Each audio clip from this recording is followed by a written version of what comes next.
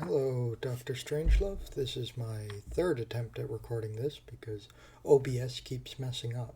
But regardless of that, I would like to present to you my research project, and I hope I don't go long this time. So, this is a journey through a special mind. Whose mind, you might ask? Well, of course, mine. Um, my name's Dominic Churchill, and throughout the past 4 months, I've been going through a research project to learn who am I as a person. Who is Dominic Churchill, and what? How does he view the world around them? How does the world around Dominic Churchill affect him? So the first question is, where am I? And the answer to this, you might be able to tell by the Parliament buildings there, is I am in Ottawa, Ontario right now, going to Ottawa. And it's amazing. It's great here. But the reason this is important is because where someone is really shapes their identity or helps to shape their identity. And as identities are constantly changing, constantly moving, who someone is at one time, at one place changes when they move to another. So it is important that I'm in Ottawa right now doing this project. So I've mentioned this research project I'm doing, and the way I gathered the data for it was throughout these 4 months, I have gone through every week and recorded something I've watched, some media, or something I've read, some media I've experienced, right? And then I've taken that and I put it into this research project, recorded how I felt, what I thought about it, everything about it that I could think of. I put down on paper, including some stuff given to me by my prof to write about. I recorded the amount of time I spent on my phone that week. I recorded the, you know, I made art as well. I made art to help find who I was through that art. I made poetry, all this type of stuff. Um, so the next question becomes, who are my heroes, right? Who shaped me into who I am today?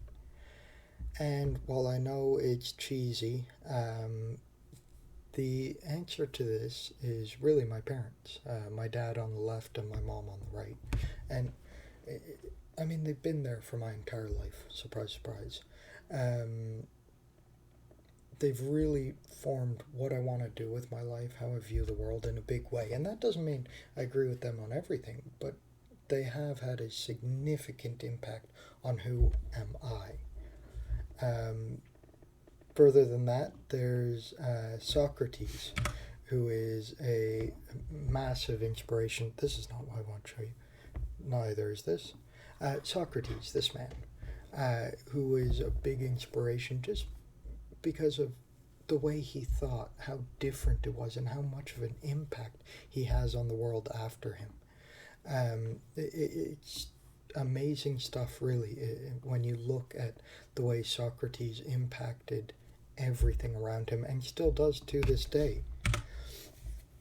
Now, the next thing to show you is the art I made. I mentioned earlier I made art, and I think these pieces of art really show how I perceive the world, right? You've got here with Marshall McLuhan, you've got the mask and the marching of drums, the cracks that let the hope in. And then here you've got freedom, brought by the Americans. All of these nations are nations which have been invaded by the U.S. And you've got the coal here, the prioritization of money over people. And so I think the art really speaks volumes. What it says about me, I'll address later, but keep it in mind. Now, this was harder to see. I told you earlier I recorded my phone usage, and it was much higher than I thought it would be, with the average being 4.6 hours a day, which I think is really bad and something I want to improve. Now, I also made poetry alongside this art, um, and I found through the poetry it revealed a lot about me that while I see a lot of hopelessness in the world, I also see hope in that hopelessness, right? That there's this dichotomy there, and I think that really comes across in my poetry. Now, what I did with all this research I took, all the data I took, I put it in a chart separating what I was watching, listening, or reading to, the people who made it, and then the feelings associated with that media. And it really revealed to me, it revealed something that I think I knew, but it helped to see it, to see it in data, which is that I think that the world as it is right now is failing, that it is unfair, that it isn't right, right? And that these crises are something we are facing as a result of our negligence, of our inability to come to terms with that. And and so I see a lot of hopelessness within that. But because of these crises, I also see hope, right? That there is a chance that through these crises we could turn things around, that we could become better, that society could improve, that, you know, people could all be people. And I think that that comes across in my art, that comes across in my poetry, in the way I interpret media.